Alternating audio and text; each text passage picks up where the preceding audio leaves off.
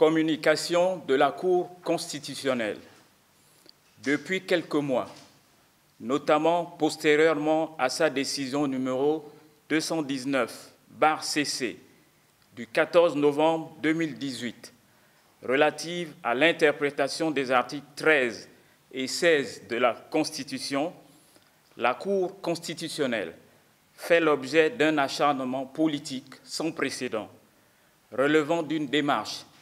visant à déstabiliser l'institution et surtout la personne de son président, Madame Marie-Madeleine Moronto.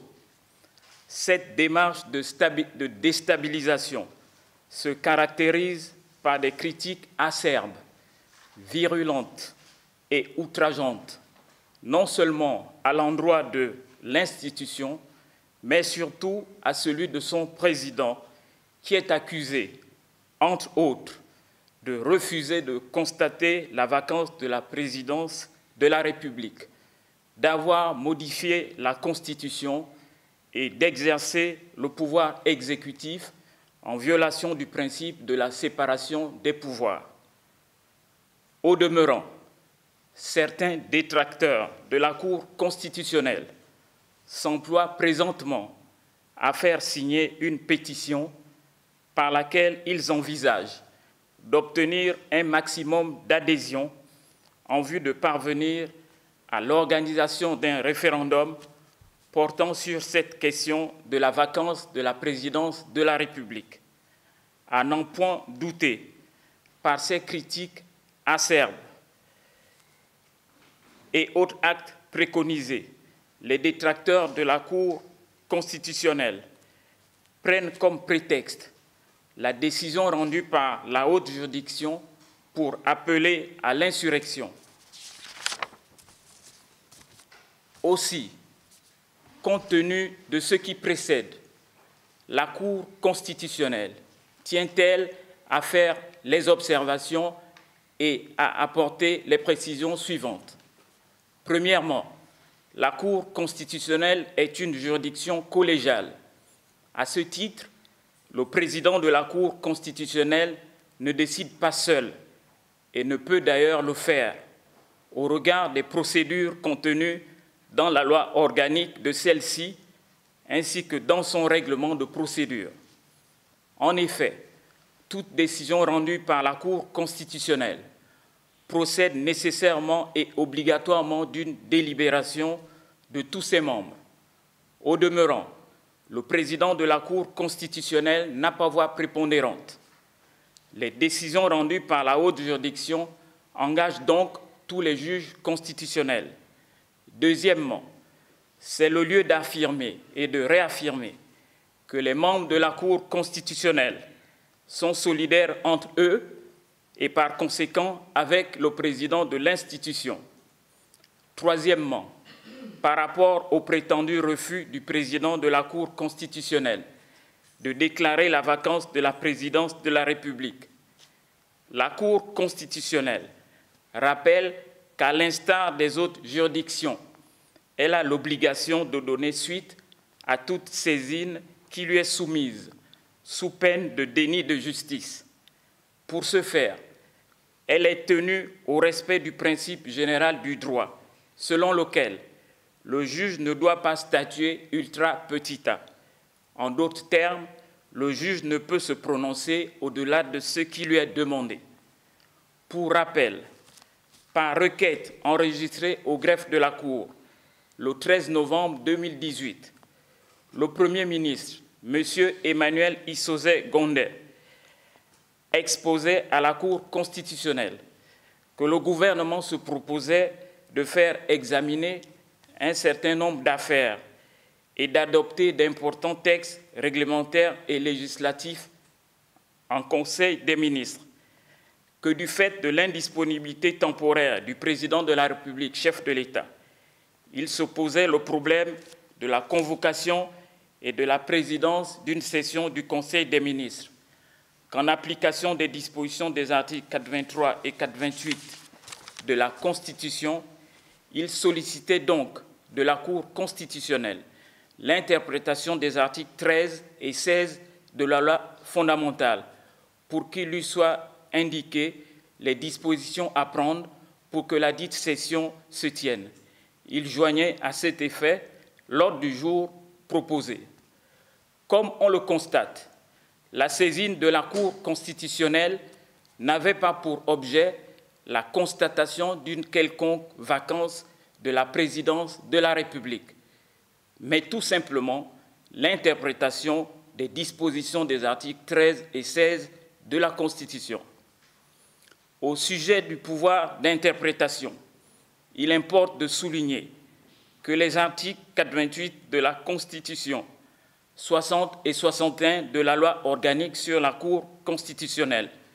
donnent à la haute juridiction le pouvoir d'interpréter la Constitution et les autres textes à valeur constitutionnelle en cas de doute ou de lacune. Dans le cas d'espèce, il était avéré que la Constitution, en son article 13,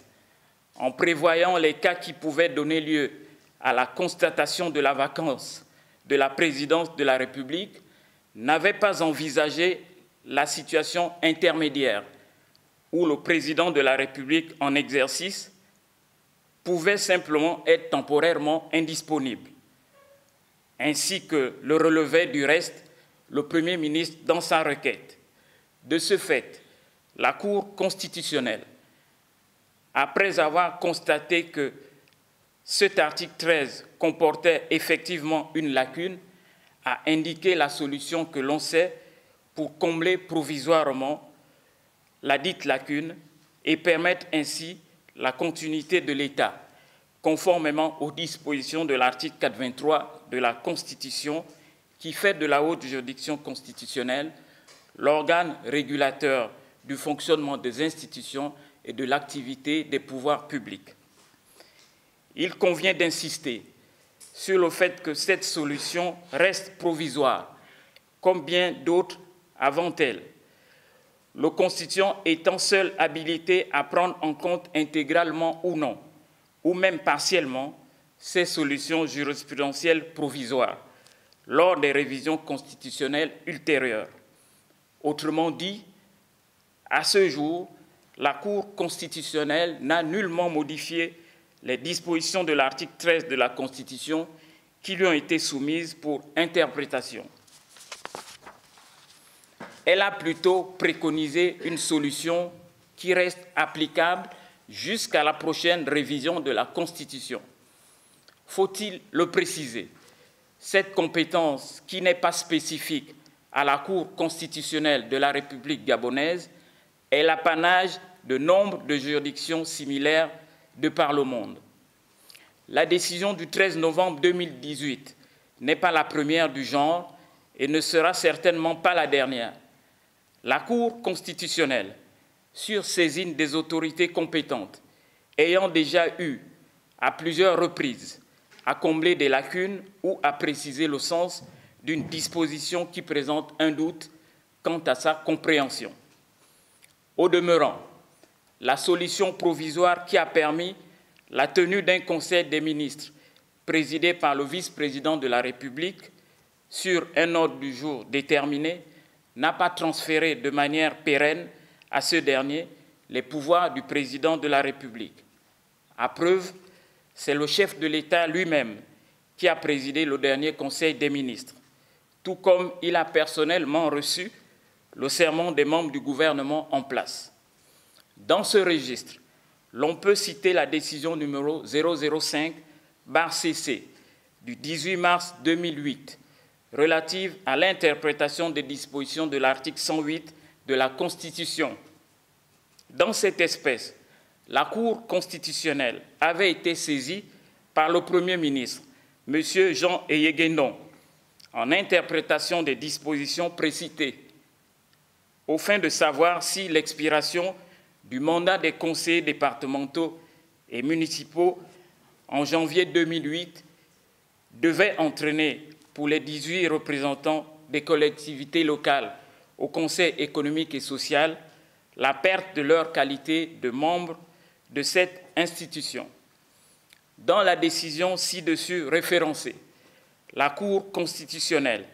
avait estimé que l'article 108 en question comportait une lacune en ce qu'il n'y avait pas été tenu compte des modalités de remplacement des membres du Conseil économique et social issus soit des collectivités locales, soit des syndicats et associations ou groupements sociaux professionnels qui perdraient leur légitimité ou seraient exclus de leur entité d'origine en cours de mandat. Pour combler cette lacune, la Cour constitutionnelle avait ajouté provisoirement au cas de décès ou de démission déjà prévu par le Constituant à l'alinéa 3 de l'article 108 de la Constitution, ceux d'exclusion ou de perte de légitimité pour quelque cause que ce soit d'un membre du Conseil économique et social. C'est cette solution provisoire qui avait été appliquée pour le remplacement des représentants des collectivités locales au Conseil économique et social ayant perdu leur qualité d'élu local,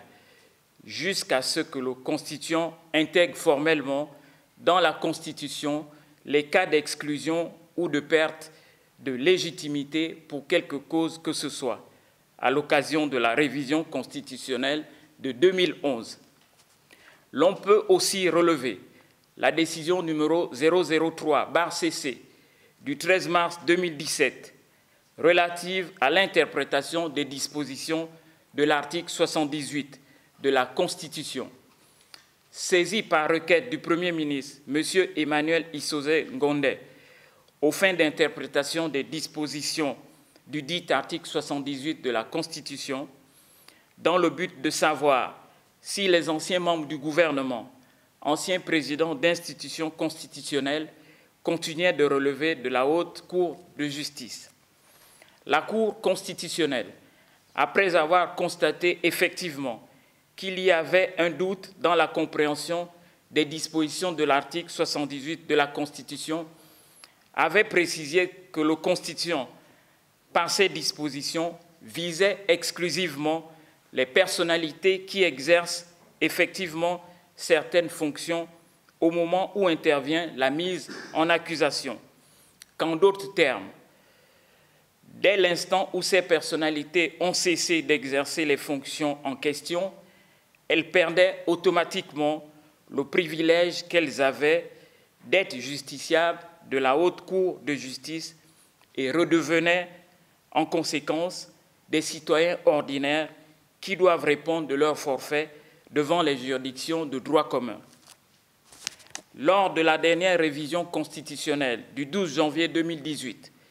la prise en compte de la solution provisoire ainsi préconisée par la Cour constitutionnelle a conduit le Constituant non seulement à modifier l'article 78, mais également à créer une juridiction d'exception, la Cour de justice de la République. Dans le même ordre d'idées, l'on peut également évoquer la décision numéro 006/CC du 12 novembre 1999 relative à l'interprétation des alinéas 1 et 2 de l'article 48 de la Constitution. Par requête en date du 15 octobre 1999, le Premier ministre, M. Jean-François Toutoum Eman, avait demandé à la Cour constitutionnelle d'interpréter les dispositions des alinéas 1 et 2 de l'article 48 de la Constitution aux fins de tirer de leur analyse la solution juridique susceptible d'être envisagée dans le cas où le gouvernement ne déposerait pas le projet de loi de finances dans les délais fixés par la Constitution. Il est à noter que dans cette espèce, lors de la révision constitutionnelle d'octobre 2000 et de la modification de la loi organique relative aux lois de finances qui avait suivi, le Constituant et le législateur n'avaient pas repris entièrement les solutions jurisprudentielles préconisées par le juge constitutionnel pour répondre aux préoccupations du moment, telles qu'elles avaient été exprimées par le Premier ministre, mais avaient, pour le premier, prorogé les délais de dépôt du projet de loi de finances au Parlement et, pour le second, prévu des mesures pratiques à mettre en œuvre lorsque la loi de finances de l'année n'a pas été adoptée avant la fin de la session budgétaire. Enfin, l'on peut également retenir la décision numéro 032/CC du 12 juin 2009 relative à l'interprétation des dispositions de l'article 34, alinéa 1er de la Constitution, sur saisine du président de la République par intérim, au regard des lectures contradictoires qui en étaient faites. Il faut rappeler que le dit article stipulait que les fonctions du gouvernement cessaient à l'issue de la prestation de serment et de la proclamation des résultats des élections législatives par la Cour constitutionnelle.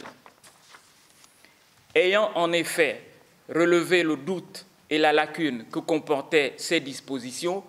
la Cour constitutionnelle avait précisé d'une part que par